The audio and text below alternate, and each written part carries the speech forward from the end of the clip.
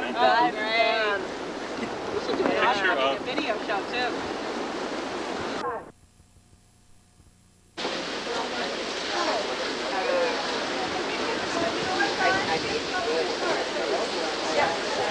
Put the ball water on your face.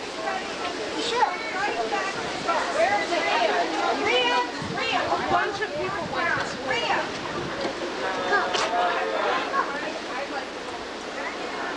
Gary, would you get everybody to put on us? I don't even know.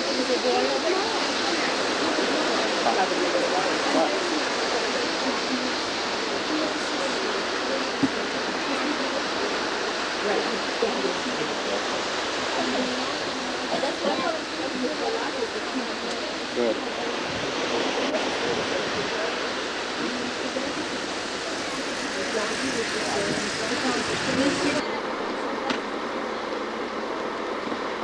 Arab Village, Ibleen.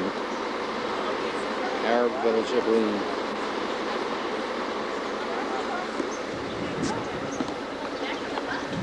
Yeah, we're gonna go to another place and get off.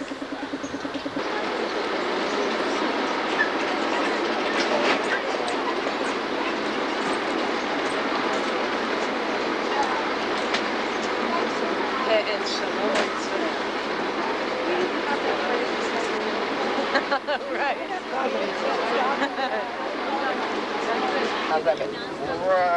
Right here. The phone is. Supposed to be what? I'll do that after I see. Supposed to the washers. Really, this is where That makes it the washers. That makes it washers. Because our local council don't care about this, that it's difficult. And unfortunately, there's debt that people don't pay us, and we're trying to visit them, direct communication with them to explain the importance of this project and how much it's important to us to get the money from them. And we're trying for the last 6 years to sustain this project. Put it in our library.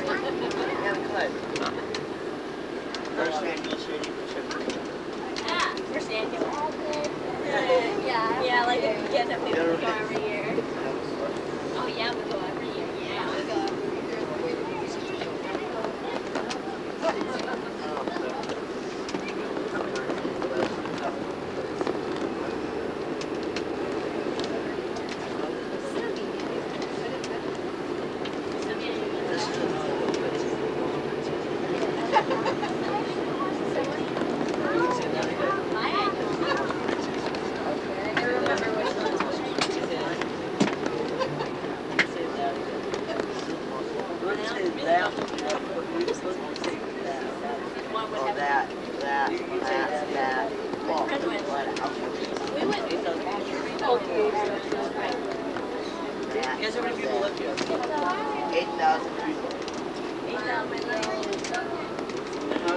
Don't sing that.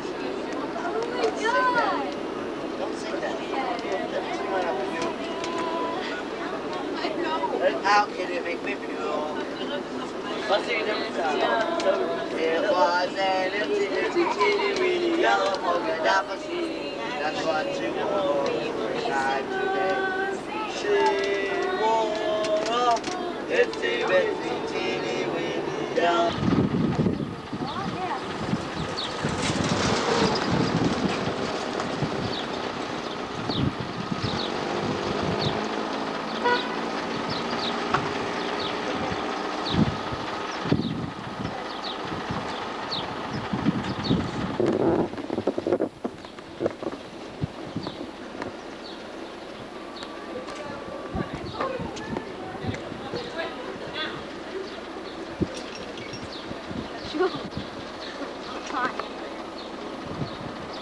Or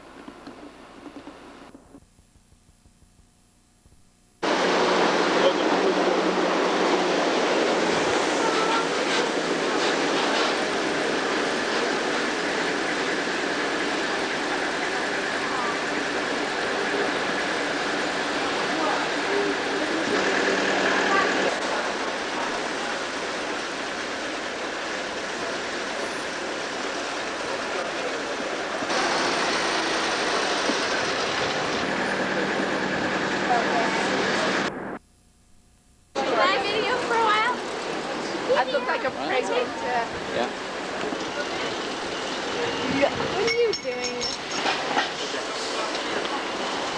How much you gonna for?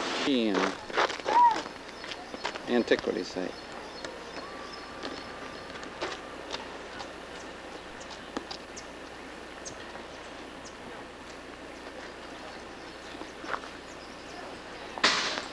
That's what happens when I'm wearing this. Okay, everybody. We're going to have, I was telling you before, what we're going to do after I give you a little introduction here is we're going to walk over to the theater there, and that's where that you don't want to walk all the way around, much of which is in the sun, but that you'd rather come back and sit in the shade or go to the place in Beit Sha'an. This is working together. I have to go back to, I'm trying to think where to start. Okay, let's go back to the 1930s. In the 1930s, the University of Pennsylvania came to Beit Sha'an at the same time as the University of Chicago came to Megiddo, and the University of, I don't know, if you've traveled in Europe, or not even University Oriental Institute, University of Chicago has a bunch of this stuff. The Louvre, the museum, the London Museum has all the stuff that they found here. So it was pretty much enough for you to dig it up and then leave. And if you were in Israel 10 years ago, you would have seen the theater that they dug up then. You would have maybe gone up to the Tel, but not likely. They were here and they left. That was it. When the State of Israel was founded, we developed some of the sites, but a place like Beit Sha'an, which was considered out of the way, there was a development town here, but it really wasn't a place that you could stop, that you would stop. Besides, if you could see the nice theater at Caesarea, why see another Roman theater? You've seen one, you've seen them all. So most people who came to Israel didn't go to Beit Sha'an.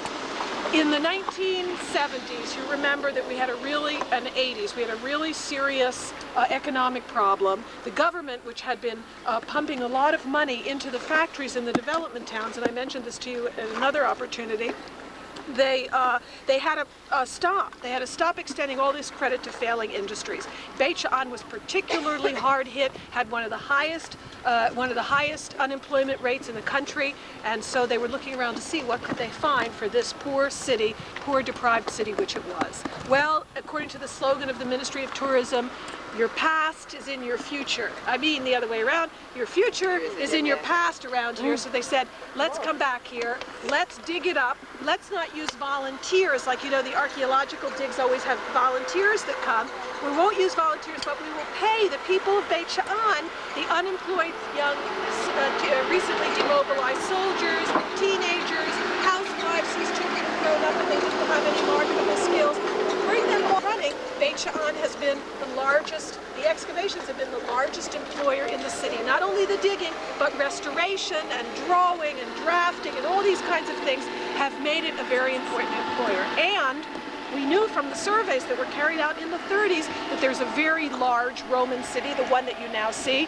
11 years ago, I remember taking a tour here with archaeologists when, and you'll remember this if you were here before, this was all a eucalyptus grove that was planted by the JNF in the 50s to preserve the site. And we kind of traipsed through it, and there was mosquitoes, and it was hot and horrible. And the archaeologist said, under your feet is the Pompeii of Israel. And there were little stones sticking up here and there, and he knew, he said, this is the Forum, and this is this, and this is that. But nobody really could imagine the extent of it. And unlike things like Tel Dam that takes, 27 years to uncover, over a 3-year period, all of the beginning of this was uncovered. It's very, very exciting. Why do we call it the Pompeii of Israel? Because it's so well preserved. Archaeologists love destruction. Some of these guys and gals, you have to stop them and, slap them across the face a little when they get too ecstatic about destruction, because you have to remember that whenever a city was destroyed, people died in these destructions and in these wars and in these abandonments when there were plagues and things. But